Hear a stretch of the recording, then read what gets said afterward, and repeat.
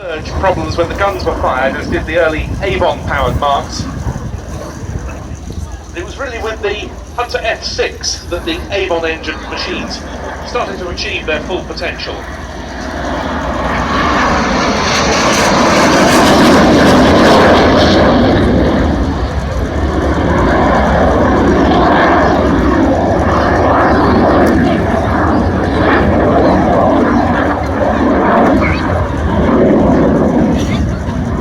Already by then, the Hunter had attracted great prestige for Britain when in September 1953 Neville Duke, using the modified first prototype Hunter, captured the outright world air speed record.